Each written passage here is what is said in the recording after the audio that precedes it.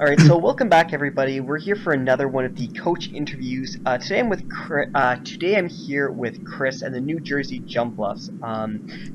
Chris, I know previous experience he was in the GPC League. He's been there for 3 seasons so far, and he actually just narrowly missed out on making the playoffs. One of the reasons being, of course, that he actually gave half of his best Pokemon to me because he thought he wouldn't be able to make the playoffs, but it actually ended up where he had a very strong chance of making the playoffs, and it kind of crippled him giving away a few of his strong ones. So, Chris, why don't you introduce yourself? Tell us a little bit about, kind of maybe elaborate on your experiences in the GPC League. Tell us a little bit about how you maybe developed as a player as you came along from there. Maybe any experience you had delving into ladder, just kind of Pokemon the game in general. So just a little brief introduction about yourself. All right. Well, hi guys. I'm Mind Warrior, also Christian, as I was already introduced, the head coach of the New Jersey Jumpluffs.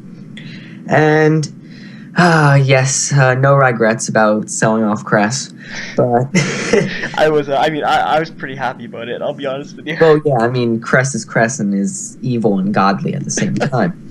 But I mean, I started the GPC 2 or 3 seasons ago. I already forget now. Oh well. Started season 2, so it was 2 seasons ago. But with season 3, I got close. But I mean, sometimes stuff happens. Everything. I mean, I wasn't supposed to make the playoffs, and then the top 2 seeds kind of fell apart in games they should have won.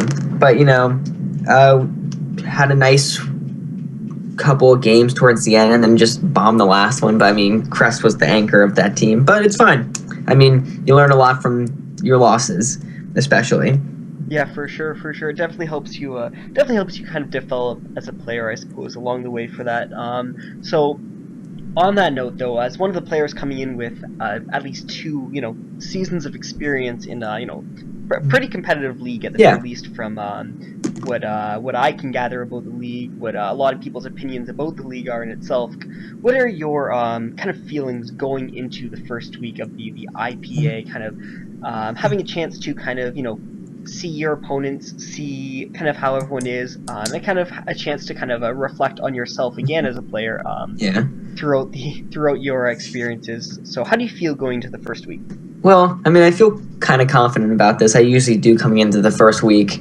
But, I mean, in the 2 leagues and the 3 seasons combined of every league I've been in, I've never won my first game. So that's what I'm trying to aim for. Yeah, I've always lost the opening game, and then momentum starts to pick up towards the end. But, I mean, I'm kind of going into this game with a lot of confidence. It's an interdivision game, so it's super, super important. But I mean, I'm liking where my team's at so far, and I'm liking the prep going into it. So I'm just going to go in, just relax, and just high confidence as always, and just hoping I can pull out the win. Right on. Well, that's a very very fair, I guess, perspective to go into it. Now, your team, I find, is it's pretty well synergized, put together, all kind of all overall. I think, at least from my opinion, and I think from the opinions of a few people that I have kind of discussed with it about, your team kind of has a kind of weird vibe to it. Not, I wouldn't say at all a bad vibe, but it just, you look at it and it feels not weird, off. but different. It just feels different. It's something that I haven't really seen before in terms of drafts and in terms of leagues. So, what do you think about your draft? What do you think about? Again, not really too specific about the Pokemon because there is going to be the specific analyses themselves. But what do you think about your team? Well, I mean, going into the beginning of it, like the first at least 4 or 5 picks, I was very critical. I was just like, what the hell am I doing right now? Because this just kind of strays away from, I mean, I've kind of gone all over the place with drafts. I mean, GPC season 2, I was on pretty much the wheel like I was this for the IPA, and I got the core of Sylveon and Heatran, and that, like, going defensive on that one. And then for GPC season 3, I came out and I got I started it off with Victini and then came back around and got Zapdos. So I mean, I've kind of gone a lot of different ways, and especially with my first 2 picks here. But but just looking at my draft now that it's fully completed, now that the draft's over and I'm really looking at it, there's a lot of things that the team does pretty well, and there, as you said, there is a lot of great synergy between a lot of the Mons. It's just a lot of not really random Mons, but just a lot of like different picks that you normally don't see on one specific team. It was just really interesting, like a lot of lower picks, because I only had 3 OU, like top tier OU picks. The rest were kind of lower down in point value wise in the 6 and 7 range, even lower for some of them, like Golurk and Swellow. But I mean, just by looking at it now that the full picture's there, I'm fairly happy with what I came out with.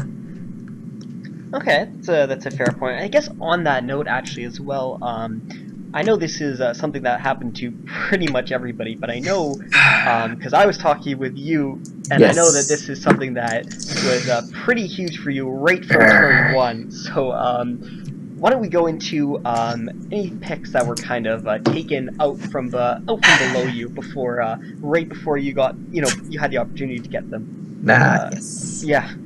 Well,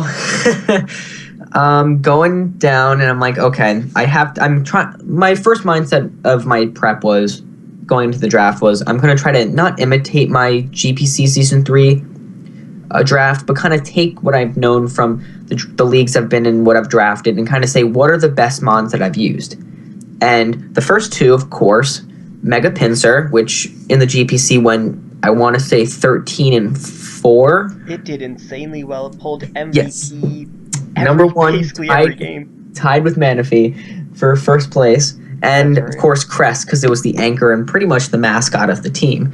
So going down the first round, I'm like, okay, Pinsir's about to get there. Pick 14 snipe for me. Yeah. And that was a fun time. Exactly. So how did you recover from, I guess, a first pick being taken? Yeah. How do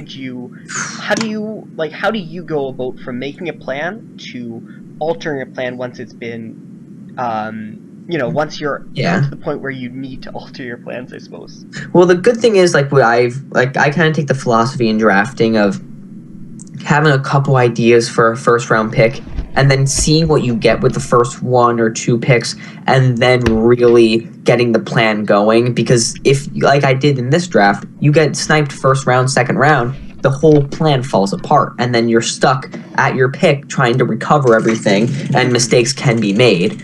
So that's why especially I on the wheel pick as well. Yeah. And so I kind of just try to wait for the draft to fall into place, really, and be like, okay, this is what's here. Let's build around these first couple picks. And so I was pretty happy. I mean, I also looked at what I didn't have in GPC Season 3 and what I usually struggle with drafting-wise. And if I can delve on just my 2 picks, I mean, in GPC Season 3, I struggled with hazard removal, and I had no fairy type for the entire season. So what better way to get one of the best defoggers in the game in Mega Scissor, and then get probably the best fairy, barring like Mega Diancie or even Sylveon to some extent, in Azumarill, which is just a powerhouse with huge power. So and also that's nice synergy right there. The fire resistant Azumarill and the poison resist, or just whatever it's called, immunity in Mega Scissor. So they play off each other very well, especially, and that's very important, I find, for the first 2 picks. And then everything kind of just fell in the line almost. Okay, that's a pretty fair point. What would you say your draft kind of brings to the table to kind of complement your kind of how you play, or kind of what you do, or I suppose just in general, like how do you suppose your draft complements, like you said, your playstyle, or what it brings to the table? Well, where I like to go with usually is kind of like high offense, but still having at least some formidable walls that I can rely on. And like last season, I took the approach of, let's have these nice walls and let's wear down the team, and then just come and sweep with Victini or with Mega Pinsir and just kind of just have that ideal. And so that's why I kind of went with this. I mean, Amoonguss sponges hits for days. Rhyperior can kind of can take a lot of physical hits, just don't hit it with a water gun. And and then Umbreon, no one wants to deal with Umbreon. Yeah. Just it's the dark typing version of Cresselia, in my opinion. But and then what can come in, like Latios or Azumarill can just come in, and even Mienshao can just come in and sweep. And so that's kind of like the approach that I like to take. And there are just a lot of things on this team that work really well with each other. And I don't know, it worked out. And I think there's a lot of offensive pressure that people won't see coming, especially because these are mons that you don't usually see in League. You don't usually see Houndoom. Electros, you kind of sometimes see, but you don't really see that. Golurk, you don't really see. So it's going to be interesting to use a lot of these mons that people usually don't use, and then try to put in work with some of these. Right, for sure. What about any weaknesses for the team? Are there any kind of flaws that you think your team, your draft itself might kind of struggle against going into the IPA? I mean, just Alex's team. That's all I have to say. The thing is like, I saw the first like couple picks, and then I realized, why the hell is Excadrill still on the board? That team just scares me, and of course I have to play him like week 6, I want to say, and so I'm crying internally. But that's not the problem, because nothing on my team wants to really take an Earthquake unless it has a Levitate, and then you have you just bring Swallow in and pivot to like Scizor, and then pivot right back to Swallow until it runs out of sand. Yeah, exact. Or just like we PP stall Earthquake, and with Swellow, with pivot Swellow into like Electros, and it's fine. Just don't worry about it. I'll figure it out. Don't worry. He's not gonna run Mold Breaker. It's not a thing. Well, let's not give him any ideas, I guess, right? Yeah. What are you talking about? What's the question? So I guess one last thing to bring up, because I have kind of said this in every interview so far, so I might as well just keep carrying on from there. Power rankings.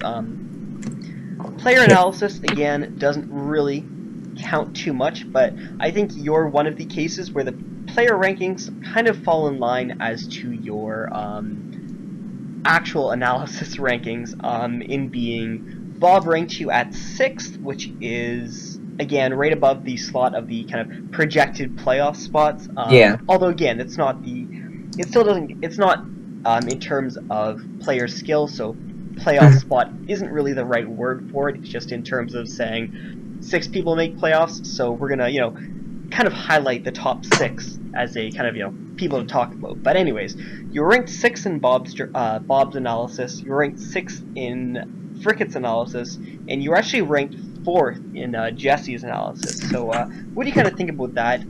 Do you think your draft can live up to the quite frankly, pretty high expectations that a lot of people have set? Do you think that people are kind of missing a few things, and you actually think you should be higher, maybe 2nd place? I wouldn't say 1st place, because it's going to be really hard to argue with anyone that Hannah's would not be 1st place, but oh, definitely. Kind of opinions on all those kind of things that I kind of brought up. Well, I was actually kind of surprised to be in the top 6, but I mean, top 6 still makes playoffs, so I won't argue. Mm-hmm. But I was kind of surprised, because seeing how my team was kind of not thrown together, but kind of just at first glance, it's like, oh, what the hell is he doing? Like, I thought he has experience. But then after like seeing those rankings and really like looking at my team, I kind of like saw it with another viewpoint, was like, oh wow, this team actually is good. And going in the past with other power rankings and all that, I mean, I'm usually, the stereotype for me is, oh yeah, amazing draft, shit player. I definitely have heard that statement said, not the way you said it, but I have heard that you're quite well known for making exceptionally well constructed drafts overall, which is definitely something that, as we can see, kind of reflects in the rankings that we have right here. Mm-hmm. But I think that should kind of wrap it up for here. Thanks for your time, and we'll look forward to seeing you in the first week of the IPA. All right, thank you so much. All right, no worries.